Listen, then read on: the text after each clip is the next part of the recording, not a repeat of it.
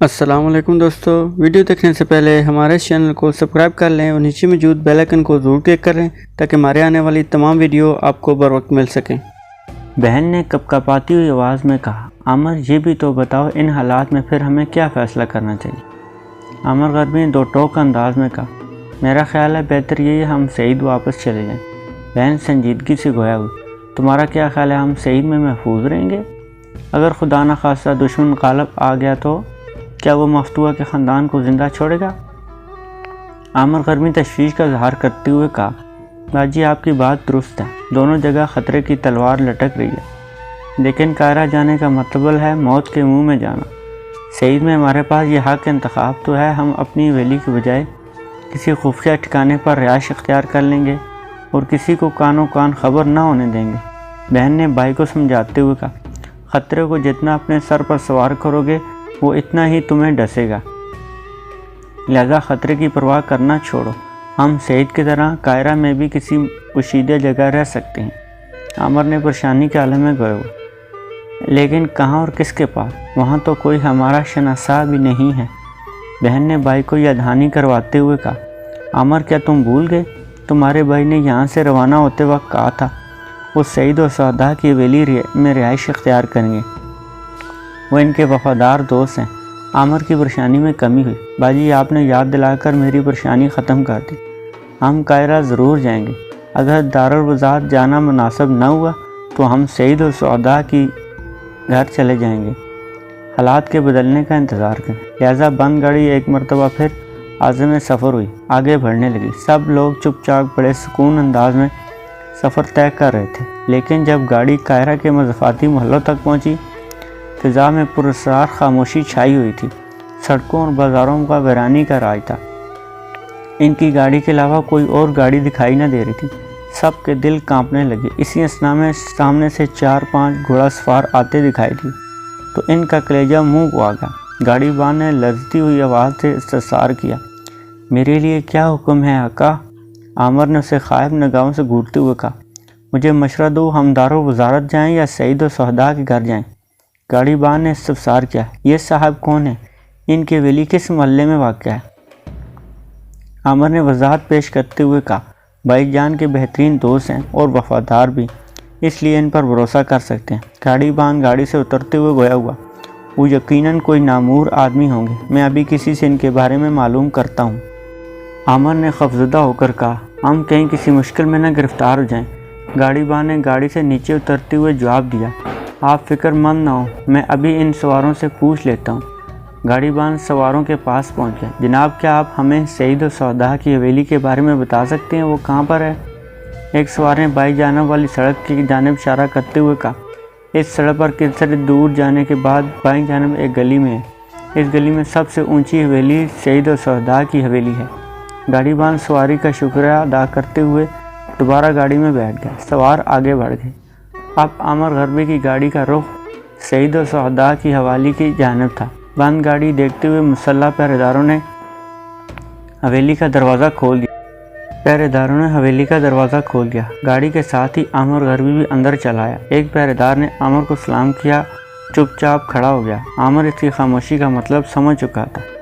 اس نے استفسار کیا، کیا سعید و سعدہ گھر پر تشریف فرما ہے؟ پہرے دار نے مؤدب انداز میں جواب دیا، جی جناب، آقا محل میں موجود ہیں، انہیں اطلاع کرو کہ سعید سے مہمان آئے۔ یہ سن کر پہرے دار محل کے اندر چلا گیا۔ یہ عمارت سعید و سعدہ کی حویلی تھی، جو اندر اور باہر سے کسی بھی طور محل سے کم نہ تھی۔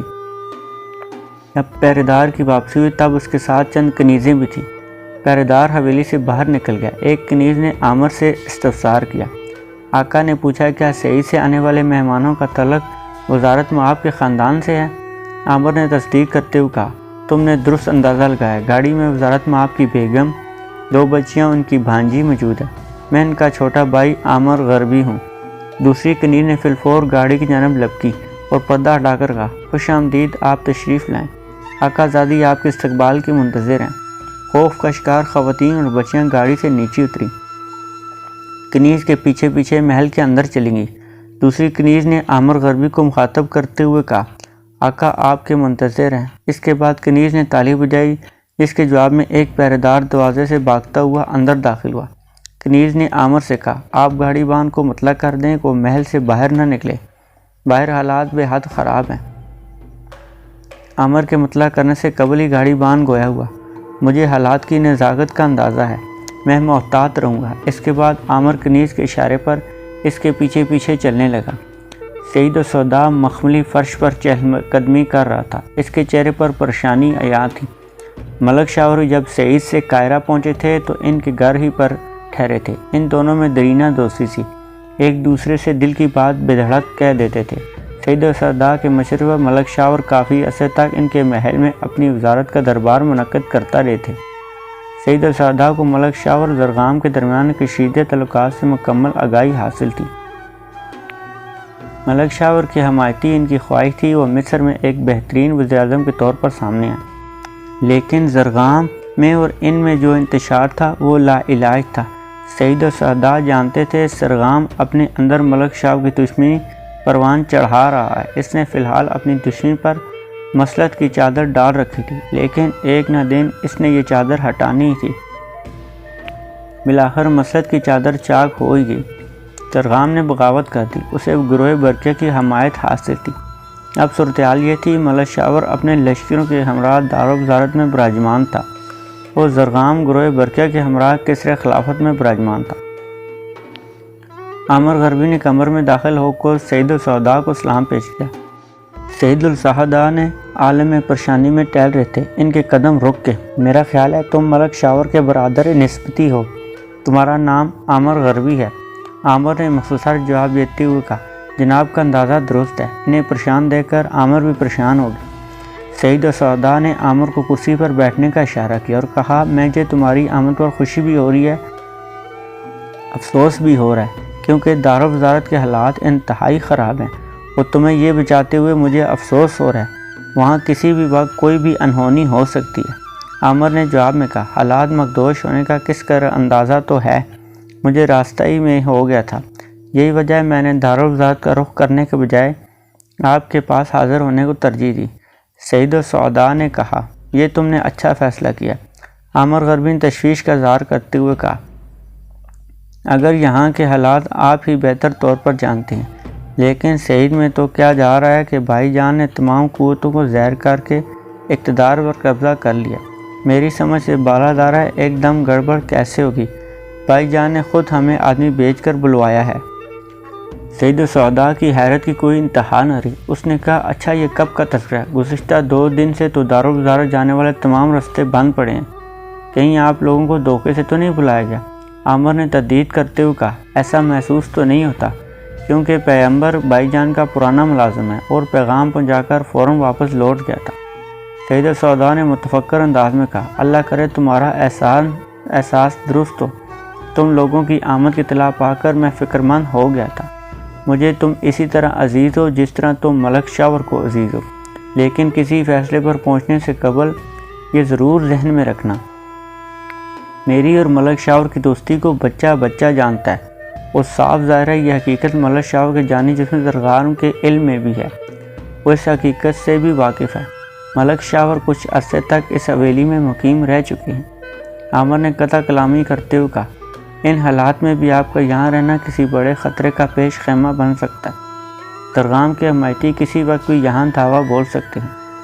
سعید السوداء نے عامر کو ستائشی نظروں سے دیکھتے ہوئے کہا، یہ تم نے دانش مندی کی بات کی ہے، زرغام کے سوار یہاں بھی دعویٰ بول کر مجھے گرفتار کر لیں گے، لیکن فی الحال اس لیے مطمئن ہوں، زرغام نے ابھی تک ملک شاور سے برسر پہ کہا ہے، وہ قصر خلافت پر قابض ہے، ملک شاور دارالوزارت پر قابض ہے، جوڑ برابر کا ہے۔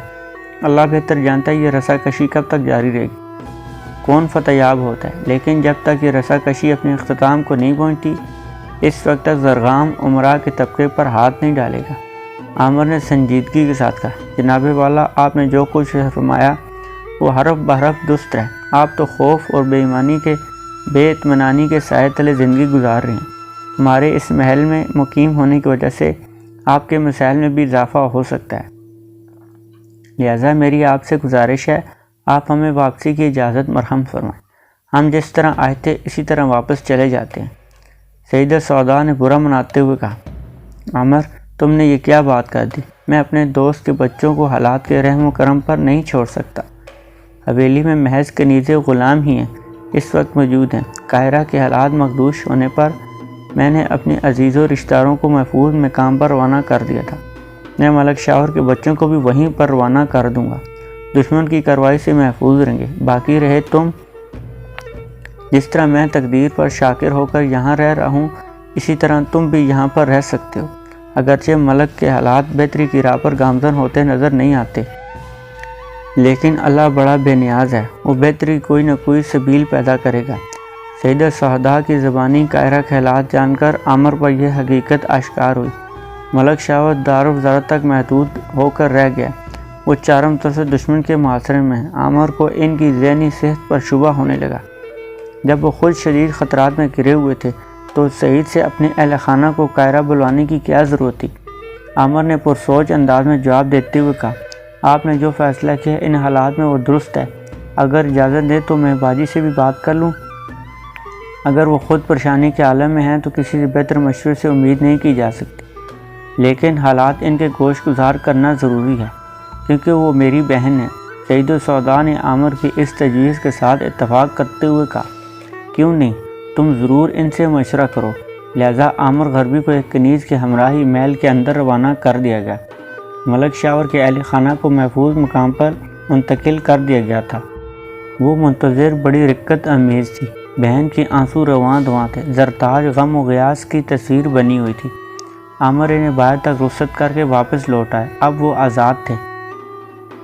عامر کے بعد سے واپس پلٹی خواتین بچیاں اسی گاڑی میں بیٹھ گئیں جس میں وہ صحیح سے یہاں پہنچی تھیں۔ محض عامر اب ان کے ہمراہ نہ تھا، ان کے بجائے گاڑی بان کے برابر میں سید السہدا کا ایک خاص کرندہ بیٹھا تھا جس کی میت میں وہ نامعلوم مقام کی جانب رواں دواں تھے۔ عامر غربی غصے ہونے کی اجازت لینے کے لیے سید السہدا کے کمرے میں داخل ہو چکا۔ وہ غم سے نڈھال تھا، اٹھ کھڑا ہوئے عامر غربی کو مسافہ کے لیے بڑے ہاتھ کو نظر انداز کرتے ہوئے اپنے سینے سے لگا لیا۔ سید السہدا نے لرزتی ہوئی آواز میں کہا، دل کا حل لب پر نہیں آ سکتا۔ بچوں سے جدائی لی، دوست سے جدائی لی، تمہارے آنے سے کچھ ڈھارس بندی تھی، لیکن ان حالات میں تمہیں بھی خدا حافظ کہنا پڑ رہا ہے۔ عامر نے کانپتی ہوئی آواز میں کہا، آپ کے غم میرا کلیجہ چھلنی کر رہے ہیں۔ کاش میں آپ کے ساتھ مقیم رہ سکتا یا پھر آپ کو اپنے ہمراہ لے جا سکتا، لیکن میری مجبوری یہ ہے، میں نے خود اپنی منزل سے ناآشنا ہوں۔ سید السہدا نے عامر غربی سے استفسار کیا، تمہارے ذہن میں کسی منزل کا تصور تو موجود ہوگا؟ اگر تم مجھے اس سے آگاہ کرو تو میں شاید تمہیں صحیح مشورے سے نواز سکوں۔ جنابی والا، میری منزل موت کی وادی ہے، میں بھائی جان کے پاس جا رہا ہوں۔ سید السہدا نے اسے ستائشی نظروں سے دیکھتے ہوئے کہا، کیا تم ان کی رسائی کیسے حاصل کرو گے؟ دارالوزارت کے ارد گرد تو جنگ کے شعلے بھڑک رہے ہیں۔ جنابی والا، میں کچھ نہیں کہہ سکتا۔ عامر نے ٹھنڈی آہ بھرتے ہوئے مزید کہا، میں محض بہن سے کیا ہوا وعدہ وفا کرنے جا رہا ہوں۔ عامر گھوڑے پر سوار ہو کر حویلی کو خیر بات کہہ گیا۔ سید السہدا تھوڑی دور تک اس کے پیچھے گئے۔ وہ بھی جب حویلی کے صدر دروازے کو بھی عبور کر گیا تو ایک ٹھنڈی آہ بھر کر واپس پلٹ آئے۔ عامر جب گلی عبور کر کے بڑی سڑک پر پہنچا تو وہاں چپے چپے پر سوار آپس میں برسے پیکار تھے۔ ان میں سے کچھ سوار نقاب پوش تھے، کچھ نقاب کے بغیر تھے۔ عامر کو یہ صورتحال بڑی عجیب و غریب محسوس ہوئی۔ عامر نے دہل کر گھوڑے کو گلی کے اندر کر لیا۔ اس وقت ایک مکان کی کھڑکی سے صدا بلند ہوئی، کیسے ڈرپوک جوان ہو، ڈر کر گلی کے اندر پناہ گزین ہو گئے ہو؟ عامر نے سر بلند کر کے اوپر کی جانب دیکھا۔ میں پردیسی ہوں اور نہیں جاتا نقاب پوش کون ہے، بغیر نقاب کون لوگ ہیں، کیوں ایک دوسرے کے ساتھ آمادہ جنگ ہے؟ نقاب پوش باغی دروگہ محلات کے سوار ہیں، دارالوزارت تو اپنا تسلط ضمانت کے لیے لڑ رہے ہیں۔ اس کے ساتھ ہی چوباری کی کھڑکی بند ہوگی۔ اب عامر کے علم میں آ چکا تھا، زرغام کے سوار نقاب پوش ہیں، دارالوزارت کی جانب پیشکشی کرنے کے خواہاں ہیں۔ عامر اپنی ہمت مجتبع کرتے ہوئے ایک مرتبہ پھر سڑک پر آن پہنچا۔ عین اسی لمحے گلی سے 10-12 سوار برآمد ہوئے۔ ان کے چہرے پر نقاب سے عاری تھے، اس لیے عامر مطمئن رہا، لیکن فی الفور دوسری گلی سے نقاب پوشوں کا ایک بڑا دستہ برآمد ہوا۔ انہوں نے آنے واحد میں بے نقاب سواروں کو اپنے نرغے میں لے لیا۔ عامر نے دوبارہ گلی میں پناہ لینے کے لیے ٹھانی۔ دوسری جانب دونوں گروہ آپس میں الجھ پڑے۔ ان کے درمیان لڑائی کا آغاز ہو گیا۔ کیونکہ نقاب پوشوں کی تعداد زیادہ تھی اس لیے ان کا پلہ بھاری تھا۔ بے نقاب سوار دفاعی جنگ لڑ رہے تھے۔ عامر ایک محفوظ مقام پر اپنے گھوڑے کے ہمراہ کھڑا تھا۔ اس کا دل دہائی دے رہا تھا باہر نکل کر نقاب پوش کو اپنے حملے کا نشانہ بنائے، لیکن یہ موت کو للکارنے کے مترادف تھا، اس لیے وہ خاموش تماشائی بنا رہا۔ پھر یکایک ایسا ہوا نقاب پوش سواروں کو شدید حملے کی زد میں آ کر 3 بغیر نقاب سوار شدید زخمی ہو کر گھوڑے کی زین کے ساتھ لٹک گئے۔ 2 سواروں کے گھوڑے زخمی حالت میں اپنے سواروں کو لے کر بھاگ نکلے۔ باقی سوار بھی کسی نہ کسی طرح بھاگ نکلنے میں کامیاب ہو گئے۔ نقاب پوش کچھ دیر کھڑے رہے، آپس میں چہ مچگویاں کرتے رہے۔ ماں بعد وہ بھی ایک جانب روانہ ہو گئے۔ اب گلی کے مکین آہستہ آہستہ باہر نکلنے لگے۔ وہ ڈرے اور سہمے ہوئے تھے۔ عامر نے بھی اپنا گھوڑا ایک محفوظ جگہ پر باندھ دیا۔ لوگوں کے ہمراہی ان گھوڑوں کے پاس جا پہنچا جب اپنے زخمی سوار لیے کھڑے تھے۔ پہلی زین میں جھولتے ہوئے سوار کو دیکھ کر عامر کا خون خشک ہو گیا، کلیجہ منہ کو آ گیا۔ عامر نے جلدی جلدی پاؤں رکاب سے نکالے اور آہستگی کے ساتھ زمین پر لٹا دیا۔ عامر نے جلدی جلدی اپنے آنسو پوچھے، لیکن ان کی آنکھوں میں آنسو دیکھ چکے تھے۔ ایک شخص نے نرمی سے استفسار کیا، اے نوجوان تو کیوں رو رہا ہے؟ اس مرنے والے سے تیرا کیا کوئی رشتہ ناتا ہے؟ عامر کی آنکھوں پھر آنسو آ گئے۔ اس نے سسکیاں برتے ہوئے جواب دیا، میں شہر سعید کا باسی ہوں اور یہ ہلاک ہونے والا اسی شہر کا باسی ہے اور یہ میرا بچپن کا ساتھی بھی ہے۔ ایک اور شخص نے سوال کیا، اب تو کیا چاہتا ہے؟ کیا اس کی لاش شہید لے جانا چاہتا ہے؟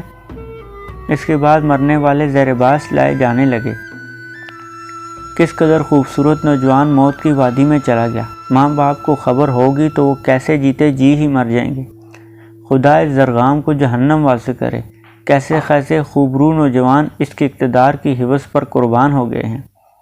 عامر لوگوں کی چہ مچگویاں سن رہا تھا۔ اس کا دل خون کے آنسو بہا رہا تھا۔ اس کے دل نے یہ دہائی دے رہا تھا، وہ لوگوں سے چیخ چیخ کر بتائے، یہ اس بدنصیب شخص کا سب سے بڑا بیٹا ہے جسے زرغام نے دارالوزارت میں محصور کر رکھا ہے۔ بالآخر اس نے لوگوں سے درخواست کی، آپ لوگ اس کے کفن دفن میں میری مدد کریں، اللہ آپ کو اس کار خیر کے ثواب سے نوازے گا۔ اس دوران دیگر سواروں کو بھی گھوڑے سے علیحدہ کر کے ادھر ہی لایا جا چکا تھا۔ تینوں لاشوں کو ایک قطار میں رکھ دیا گیا۔ ایک خدا ترس شخص نے عامر سے کہا، ان تینوں کی تجہیز و تکفین کا بندوبست میں خود کروں گا، کیونکہ یہ مظلوم زرغام کے نقاب پوشوں کے ظلم کی بہن چڑھے ہیں۔ لیکن یہ کام فی الفور نہیں ہوگا، بلکہ یہ لاش اٹھوا کر اپنے گھر لے جا رہا ہوں۔ رات کو ان کی تجہیز و تکفین ہو جائے گی۔ لوگ ایک ایک کر کے وہاں سے رخصت ہونے لگے اور نیک دل شخص لاش اٹھوا کر گھر چلا گیا۔ عامر گرتا پڑتا اپنے گھوڑے تک جا پہنچا۔ اس کے سامنے وہ نوجوان لاش میں تبدیل ہوا تھا۔ وہ وزیراعظم ملک شاور کا بڑا لخت جگر علی تھا۔ ملک شاور جب عازم قاہرہ ہوا تو اس وقت وہ اپنے تینوں بیٹے بڑے علی، طے اور کامل کو بھی اپنے ہمراہ لایا تھا۔ ان میں علی اس کے سامنے ہلاک ہوا تھا۔ عامر نے ایک مرتبہ پھر دارالوزارت تک اپنی رسائی حاصل کرنے کی ناکام کوشش کی۔ وہ اس جانب جانے والا جو بھی راستہ اختیار کرتا، اس کی مد بھیڑ نقاب پوش سواروں سے ہوتی۔ اگرچہ قاہرہ سے باہر جانے والے راستے ہنوز ہر قسم کی رکاوٹ سے آزاد تھے، لیکن عامر اس وقت تک قاہرہ کو خیر بات نہ کہنا چاہتا تھا جب تک اسے ملک شاور کے بارے میں مکمل آگاہی نہ ہو جاتی۔ بالآخر اس نے سرائے جانے کا فیصلہ کیا، جس کا اتا پتہ وہ پہلے ہی سید الشہداء کے کرندے سے دریافت کر چکا تھا۔ عامر سرائے پہنچا تو اس نے دیکھا سرائے کھچا کھچ بھری ہوئی ہے۔ کئی قافلے کوچ کرنے کے خواہاں تھے، لیکن شہر کی حالت زار دیکھتے ہوئے انہوں نے اپنا سفر ملتوی کرنے کا فیصلہ کیا۔ مزید برآں وہ قافلے جو شہر میں وارد ہو چکے تھے، انہیں سرکاری سواروں نے اپنے سہار میں لے کر بحفاظت سرائے پہنچا دیا تھا۔ یہ ہدایت بھی کی تھی، شہر کے حالات درست ہونے تک وہ سرائے چھوڑنے کی زحمت نہ کریں۔ عامر اپنے آپ کو ایک مسافر بتاتے ہوئے سرائے کے کمرے میں جگہ حاصل کرنے میں کامیاب ہو گیا۔ یہاں پر پہلے ہی 3 شخص مقیم تھے۔ انہوں نے اس نئے مسافر عامر کو خوش آمدید کہا۔ اب وہ چاروں لوگ آپس میں گفت و شنید میں مصروف ہو گئے۔ ان کی گفت و شنید کا محور زیادہ تر مصر کے موجودہ سیاسی حالات اور ان کی مخدوش حالت تھی۔ دوستو آج کے لیے اتنا ہی۔ اگر ویڈیو پسند آئے کمنٹ سیکشن میں اپنی رائے کا اظہار ضرور کیجیے گا۔ اس سیریز کی ایک نئی ویڈیو کے ساتھ بہت جلد آپ کی خدمت میں حاضر ہوں گے۔ تب تک کے لیے اللہ حافظ۔